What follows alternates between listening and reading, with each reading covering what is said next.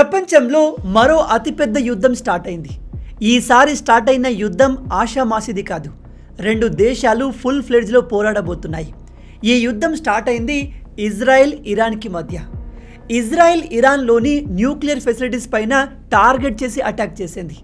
Iran దగ్గర nuclear weapons రావడం ఇజ్రాయెల్కి అమెరికాకు ఏమాత్రం ఇష్టం లేదు. ఒకవేళ ఇరాన్ దగ్గర న్యూక్లియర్ వెపన్స్ వస్తే అది ఇజ్రాయెల్కి అమెరికాకి చాలా ప్రమాదం. ఇరాన్ న్యూక్లియర్ వెపన్స్తో ఇజ్రాయిల్ అనే దేశం లేకుండా చేయగలదు. అందుకే ఇజ్రాయిల్ ప్రియంప్టివ్ అటాక్ చేసింది. అంటే ఇరాన్ న్యూక్లియర్ వెపన్స్ని తయారు చేసి మా పైన అటాక్ చేస్తుందేమో అని ముందుగా ఆలోచించి దాడి చేయడం. అండ్ ఈ అటాక్ని ఇజ్రాయిల్ చిన్నా చితక మిసైల్స్ని ఉపయోగించేయలేదు.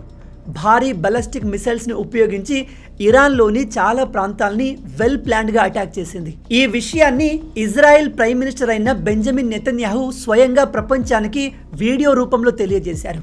Moments ago, Israel launched Operation Rising Lion, a targeted military operation to roll back the Iranian threat to Israel's very survival. This operation will continue for as many days as it takes to remove this threat. Israel prime minister ఇక్కడ చాలా important and dangerous statement ఇచ్చారు. Iran దగ్గర nuclear weapons రావడం అనేది ఇజ్రాయెల్కి existential threat. అంటే Iran ఆ వెపన్స్తో మా దేశమే లేకుండా చేయగలదు. అందుకే ఇజ్రాయెల్ ఇప్పుడు ఆపరేషన్ రైజింగ్ లయన్ని స్టార్ట్ చేసింది. మనం పాకిస్తాన్ పైన ఎలా అయితే ఆపరేషన్ సింధూర్ స్టార్ట్ చేశామో సేమ్ అలాగే ఇజ్రాయెల్ ఈ ఆపరేషన్ రైజింగ్ లయన్ని స్టార్ట్ చేసింది. కానీ ఇజ్రాయెల్ ఆపరేషన్ మనకంటే చాలా డిఫరెంట్ అండ్ డేంజరస్. ఈ వీడియోలో ఇతను చాలా క్లియర్గా చెప్తున్నాడు, ఈ ఆపరేషన్ ఇక్కడితో అయిపోయేది కాదు, ఎన్ని రోజులైనా కంటిన్యూ కావచ్చు. ఇరాన్లోని న్యూక్లియర్ వెపన్స్ని తయారు చేసే ప్రతి ఫెసిలిటీ డిస్ట్రాయ్ చేశాకే ఈ ఆపరేషన్ ఆగుతుంది అని చెప్తున్నాడు. అంటే ఇప్పుడు ఇజ్రాయిల్ ఇరాన్ పైన ఎన్ నంబర్ ఆఫ్ మిసైల్స్తో స్ట్రైక్ చేయబోతుంది. ఫ్యూచర్లో ఎన్నటికీ ఇరాన్ దగ్గర న్యూక్లియర్ వెపన్స్ రాకుండా ఇజ్రాయిల్ చేయబోతుంది. ఇజ్రాయిల్ తమ ఆపరేషన్ని స్టార్ట్ చేసిన విధానమే షాకింగ్గా ఉంది. వీళ్ళు తమ ఫస్ట్ అటాక్లోనే Iran commander in chief Hossein సలామీని లేపేశారు.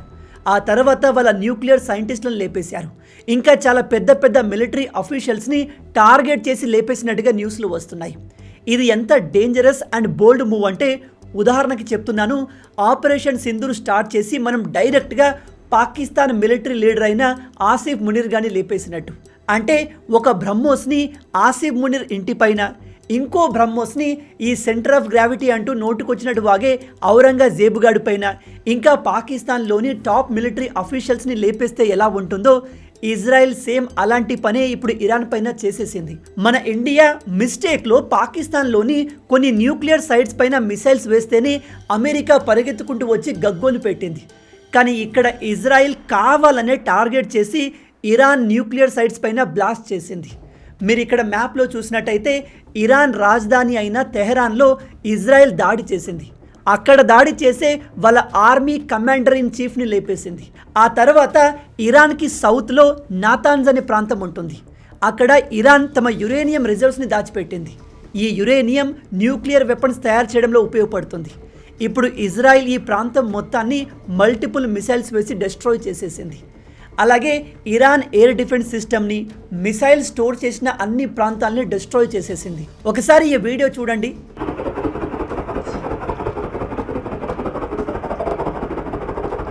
ఇది ఇరాన్లో వైరల్ అవుతుంది. ఈ వరుసగా ఎక్స్ప్లోజన్లు జరుగుతున్నట్టుగా సౌండ్ ఎందుకు వస్తుంది? ఎటువంటి మిసైల్స్ ఇక్కడ పడ్డట్టు కనిపించట్లేదు కదా అని మీకు అనిపించవచ్చు. కానీ అసలు విషయం తెలిస్తే మీరు షాక్ అవుతారు. ఇజ్రాయెల్ సీక్రెట్ ఇంటెలిజెన్స్ సర్వీస్ అయిన మోసాద్ ఏజెంట్లు ఇరాన్లో చాలామంది ఉంటారు. ఎప్పుడైతే ఇజ్రాయెల్ మిసైల్స్తో అటాక్ చేయడం మొదలుపెట్టిందో ఇరాన్లో ఉన్న మోసాద్ ఏజెంట్లు యాక్టివేట్ అయి గ్రౌండ్ లెవెల్లో ఇరాన్లో ఉన్న మిసైల్స్ని, అండర్ గ్రౌండ్ రిజర్వ్స్ని అటాక్ చేసి డ్యామేజ్ చేయడం మొదలుపెట్టారు. ఆ విజువల్సే ఇవి. ఇది మన ఇండియా పాకిస్తాన్ మధ్య జరిగినట్టు ఒక చిన్న ఆపరేషన్ కాదు, ఇది డైరెక్ట్గా వార్. చాలామంది జియో పొలిటికల్ నిపుణులు చెప్పేది ఏమిటంటే, ఈ యుద్ధం ఇజ్రాయెల్ ఇరాన్కి మధ్య లాంగ్ టర్మ్ వరకు కంటిన్యూ కాబోతుంది. అండ్ ఇందులో ఇతర దేశాలు కూడా ఇన్వాల్వ్ అయ్యే అవకాశాలు చాలా ఎక్కువగా ఉన్నాయి. ఈ ఇజ్రాయిల్ ఇరాన్ పైన ఇంత పెద్ద దాడి చేసి ప్రపంచం మొత్తానికి ఇదిగో ఈ వీడియో ద్వారా ఒక క్వశ్చన్ని అడిగింది. ముందు ఆ వీడియోను చూడండి. What side do you want to be on? The one who's fighting for your future, or the one who's doing everything to make sure you don't have one?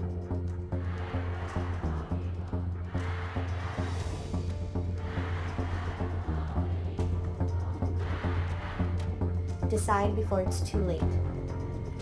Decide before it is too late. Basically ఇక్కడ Israel అడిగేది ఏమిటంటే మిమ్మల్ని చరిత్ర చూస్తుంది, మీరు ఎటువైపు ఉండబోతున్నారు. మీ future కోసం పోరాడే ఇజ్రాయెల్ వైపా, లేదా మీకు అసలు ఫ్యూచరే లేకుండా చేయాలి అనుకునే ఇరాన్ వైపా అని.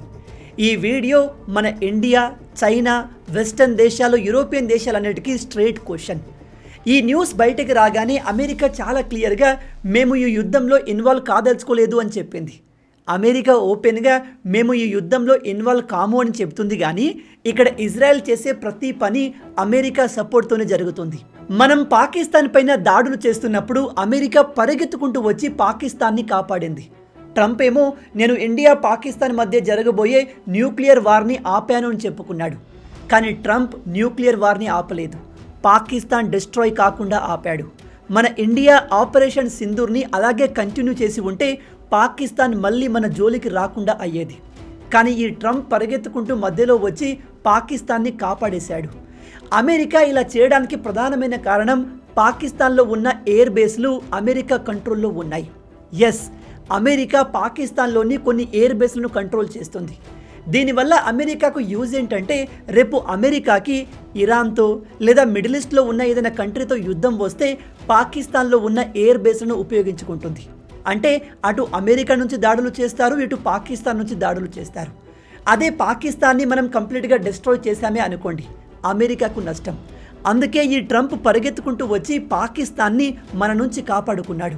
మీరు గమనించినట్టయితే గత కొన్ని రోజుల నుంచి అమెరికా పాకిస్తాన్కి ఫుల్ సపోర్ట్ చేస్తుంది. వాళ్ళకు బిలియన్స్ ఆఫ్ డాలర్స్ల లోన్స్ IMF అందించడం వెనుక అమెరికానే ఉంది. అండ్ ఇప్పుడు అమెరికా ఈ పాకిస్తానీ మిలిటరీ లీడర్ అయిన ఆసిఫ్ మునీర్ని వైట్ హౌస్కి పిలిచి గౌరవించబోతుంది. అమెరికా పాకిస్తాన్ పైన ప్రేమతోనూ పాకిస్తాన్ ఒక గొప్ప దేశమనో సపోర్ట్ చేయట్లేదు. తన అవసరం కోసం పాకిస్తాన్ని యూజ్ చేసుకునేందుకు అమెరికా చేస్తున్న పనులేవి. ఇక్కడ పాకిస్తాన్ అమెరికాను కాదని ఇరాన్కి సపోర్ట్ చేసిందే అనుకో, అమెరికా వెంటనే పాకిస్తాన్కి ప్రొవైడ్ చేసిన IMF లోన్ని క్యాన్సిల్ చేసే అవకాశం ఉంది. అలాగే ఈ ఆసిఫ్ మునీర్ కానీ అమెరికాకు పిలిచారు కదా, దాన్ని క్యాన్సిల్ చేసి మేము అలాంటి స్టేట్మెంట్ ఇవ్వలేదు, పాకిస్తాన్ నుంచి ఎవరు మా దేశానికి రావట్లేదని కూడా చెప్పేస్తారు. అందుకే చాలా క్లియర్గా చెప్పేది ఏమిటంటే పాకిస్తాన్ ఏ దేశానికి పనికిరాదు. పాకిస్తాన్తో బిజినెస్ చేసి లాభాలు సంపాదిద్దామనే ఉద్దేశం ఎవరికీ లేదు. ఎందుకంటే ఆ దేశంలో నష్టాలు, పేదరికం, దరిద్రం తప్ప ఇంకోటి ఉండదు. మొదట్లో చాలామంది పాకిస్తాన్కి IMF, Asian development bank billions of డాలర్స్ని ఇస్తుంది, ఇది మన ఇండియా సెక్యూరిటీకి మంచిది కాదు అనుకున్నారు. కానీ గైస్, పాకిస్తాన్కి ఎంత డబ్బు ఇచ్చినా ఏం చేసినా ఆ దేశం మనల్ని ఏమీ చేయలేదు. అండ్ ఒక విషయాన్ని గుర్తుపెట్టుకోండి, ఫ్రీగా ఏది ఎవరు ఇవ్వరు, దాని వెనకాల టర్మ్స్ అండ్ కండిషన్స్ ఖచ్చితంగా ఉంటాయి. అమెరికా చేతిలో పాకిస్తాన్ ఒక పెంపుడు కుక్క లాంటిది. కావలసినప్పుడు ఈ పాకిస్తాన్ని అమెరికా యూజ్ చేసుకుంటుంది. అందుకే ఆల్వేస్ పాకిస్తాన్ని కాపాడడానికి అమెరికా రెడీగా ఉంటుంది. ఇరాన్ తమపై ఇంత భారీ అటాక్ జరిగిన తర్వాత ఖచ్చితంగా భారీ లెవెల్లో ఇజ్రాయెల్ పైన దాడి చేయబోతుంది. అండ్ ఈ యుద్ధంలో ఇరాన్ ప్రాక్సీస్ అంటే ఇరాన్ని సపోర్ట్ చేసే దేశాలు కూడా ఇన్వాల్వ్ కాబోతున్నాయి. ఓవరాల్గా ఇప్పుడు మిడిల్ ఈస్ట్లో పాకిస్తాన్, ఇజ్రాయెల్ తర్వాత మరో అతిపెద్ద యుద్ధం స్టార్ట్ కాబోతుంది. ఈ యుద్ధం కంటిన్యూ అయితే ఖచ్చితంగా యునైటెడ్ అరబ్ ఎమిరేట్స్, ఖాతర్, బెహ్రాన్ లాంటి దేశాల్లో సెటిల్ అయిన మన ఇండియన్స్ ఆ దేశాలు వదిలి తిరిగి ఇండియాకు రావాల్సి వస్తుంది. ఎందుకంటే ఇరాన్ ఇజ్రాయెల్ని సపోర్ట్ చేసే, అమెరికాను సపోర్ట్ చేసే దేశాలపైన కూడా దాడి చేయబోతుంది. ఆ లిస్ట్లో UAE ఖచ్చితంగా ఉంటుంది. ఈ యుద్ధం ఎఫెక్ట్ మన ఇండియా పైన ఎలా ఉండబోతుంది, ఓవరాల్గా ప్రపంచం దీని మీద ఎలా రియాక్ట్ కాబోతుంది అనే విషయాలు మనం రాబోయే వీడియోలో డిస్కస్ చేద్దాం. ప్రజెంట్ ప్రపంచవ్యాప్తంగా జరుగుతున్న పరిస్థితులు చూస్తుంటే మూడో ప్రపంచ యుద్ధం దగ్గరలో ఉంది అనిపిస్తుంది. ఫస్ట్ ఇజ్రాయెల్ పాలస్తీనా యుద్ధం స్టార్ట్ అయింది, ఆ తర్వాత రష్యా యుక్రెయిన్ యుద్ధం స్టార్ట్ అయింది, ఆ తర్వాత ఇండియా పాకిస్తాన్ యుద్ధం స్టార్ట్ అయింది. అండ్ ఇప్పుడు తైవాన్, ఇండోనేషియా మధ్య కూడా గొడవలు జరుగుతున్నట్టుగా రిపోర్ట్స్ వస్తున్నాయి. అసలు ఏం జరుగుతుందో అర్థం కావట్లేదు. దీనిపై మీ ఒపీనియన్ ఏంటి? మీరేమనుకుంటున్నారు? మూడో ప్రపంచ యుద్ధం తప్పదంటారా? మీ ఆలోచనల్ని కింద కామెంట్లో తప్పకుండా చెప్పండి. మొత్తంగా ఇవి ఈ వీడియోకి సంబంధించిన పూర్తి విషయాలు. ఈ వీడియో మీకు నచ్చింది అనుకుంటున్నాను. నచ్చితే అలా ఊరికే చూసి వెళ్ళిపోకుండా వీడియోని లైక్ చేయండి. మనం 1 మిలియన్కి దగ్గరలో ఉన్నాం కాబట్టి ఛానల్ని సబ్స్క్రైబ్ చేయడం మర్చిపోవద్దు.